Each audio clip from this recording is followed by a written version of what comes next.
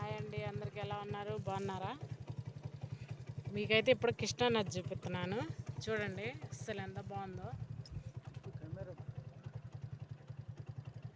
చూసారా?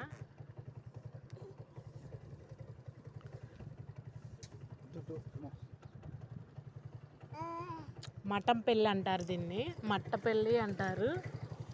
మేమైతే ఇప్పుడు అటు చూస్తేనేమో మా ఊరు వెళ్తాము, ఇటువైపు ఏమో బోర్డర్ దాటితే తెలంగాణ, ఇటు ఆంధ్ర, మధ్యలో ఉన్నాం బోర్డర్లో. చూడండి కృష్ణా నది ఎంత బాగుందో.